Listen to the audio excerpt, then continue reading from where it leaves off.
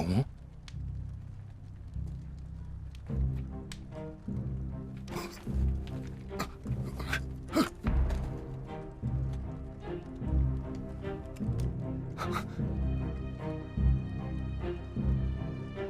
안호균, 왜 동지를 팔았나? 몰랐으니까. 해방될지 몰랐으니까. 알면 그랬겠나?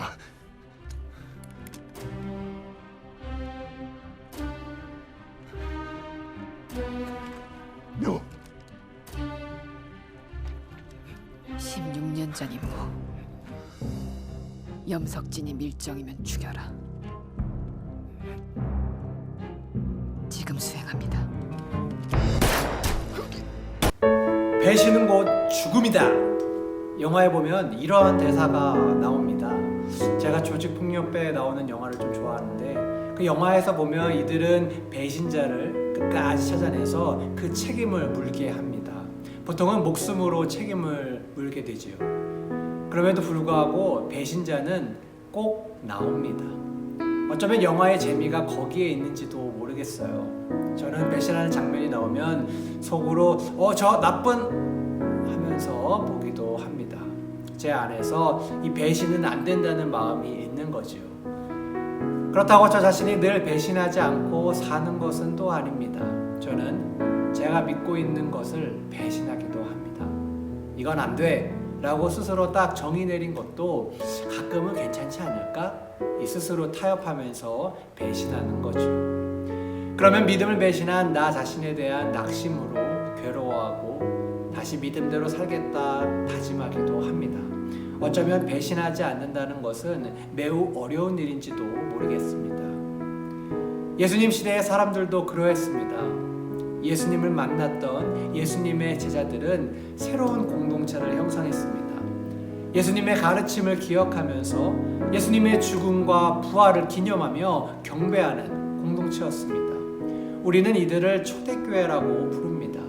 그런데 당시 이스라엘 사람들은 원래 하나님을 믿고 하나님께 제사를 지내는 공동체가 이미 있었습니다.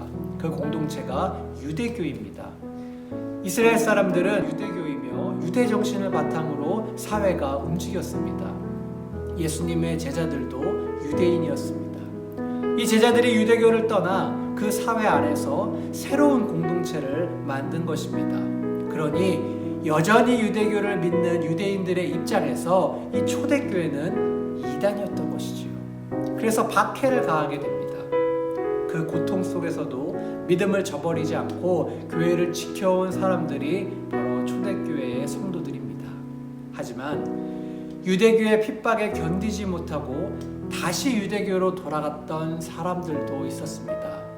믿음으로 예수를 주로 고백했음에도 불구하고 현실의 박해가 너무 심하다 보니 그들은 다시 원래 자신들이 믿던 유대교로 돌아갔던 것입니다. 오늘 본문은 그러한 사람들을 향하여 전하는 경고의 메시지입니다.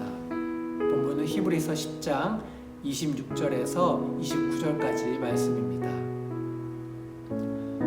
우리가 진리에 대한 지식을 얻은 뒤에도 짐짓 죄를 짓고 있으면 속죄의 제사가 더 이상 남아있지 않습니다.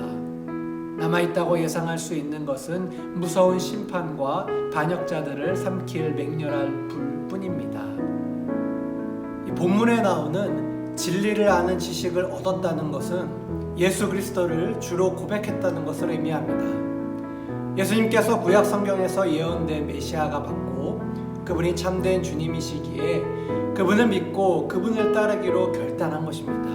그런 사람들이 다시 죄를 범하게 되었다는 것은 복음의 진리를 포기하고 다시 유대교로 돌아갔다는 것을 의미합니다. 예수님을 주로 고백한 사람들이 그것을 정정하고 예수님은 주가 아니었다, 예수님은 아무것도 아니시다, 이렇게 다시 고백하는 것이지요. 히브리 기자는 이들에게 다시 속죄하는 제사가 남아있지 않다고 경고합니다. 용서받을 수 없다는 것입니다. 뿐만 아니라 그들에게 남아있는 것은 무서운 심판뿐이라는 것입니다. 왜 이토록 무섭게 얘기를 할까요? 그것은 이들이 복음을 이미 받아들였기 때문입니다. 예수님께서 메시아, 우리 구세주라는 것을 알고 있었음에도 불구하고 그것을 포기하고 그것을 부정한다면 그것은 결코 용서받을 수 없다는 것입니다. 히브리 기자는 28절과 29절에서 왜 용서받을 수 없는지 부연 설명을 합니다. 모세의 율법을 어긴 사람도 두세 증인의 증언이 있으면 가차없이 사형을 받는데 하나님의 아들을 짓밟고 자기를 거룩하게 해준 언약의 피를 대수롭지 않게 여기고 은혜의 성령을 모욕한 사람은 얼마나 더 무서운 벌을 받아야 하겠는가를 생각해 보십시오. 모세의 율법을 어겨도 사형인데 하나님의 아들을 부정하면 그것은 얼마나 큰 죄냐는 것입니다.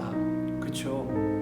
모르면 몰라도 예수님이 메시아라는 것을 아는데도 부정한다면 그것은 예수님을 배신하는 것입니다. 예수를 믿는 자들에게 예수를 배신하는 행위란 결코 해서는 안 될 일이지요. 우리는 모두 예수를 주로 고백하고 있습니다. 그런데 그러한 우리의 삶에서 혹시 예수님의 가르침에 반대되는 삶으로 살아가고 있는 모습은 없나요? 예수님은 하나님과 이웃을 사랑하라고 말씀하셨는데 하나님 혹은 이웃 혹은 친구를 미워하고 있지는 않나요? 만약 그러한 삶이 있다면 우리는 예수님의 가르침에 반대되는 삶을 살고 있는 것입니다. 그리고 그것은 예수님을 부정하는, 예수님을 배신하는 행위인 것이죠. 우리는 오늘 본문의 경고를 가슴에 새기고 혹여나 우리의 삶에서 예수님을 배신하는 행위를 하고 있지 않도록 우리를 지켜야 합니다. 그것을 위해서 기도하시기를 바랍니다. 우리의 믿음을 지키고 우리의 말과 행동에서 예수님의 가르침대로 살아갈 수 있도록 힘을 달라고 기도하시기 바랍니다. 세상은 우리가 이 믿음을 지키지 못하도록 자꾸 유혹할 것입니다. 그러한 유혹으로부터 믿음을 지켜 끝까지 예수를 주로 고백할 수 있는 우리 다니엘 청소년부 친구들이 될 수 있기를 주님의 이름으로 부탁을 드립니다. 우리 청소년부 릴레이 성경 필사가 계속해서 진행 중에 있습니다. 이번 주 성경 필사자는 우리 주한이입니다. 한 주간 동안 성경을 쓰면서 그 본문의 말씀들이 가슴에 새겨질 수 있기를 소망합니다. 다른 친구들도 말씀을 묵상하고 기도하는 것 여러분 늘 잊지 마시고 아침이라든지 혹은 저녁이라든지 조금씩 시간을 따로 떼서 같이 기도하는 시간을 가질 수 있기를 소망합니다.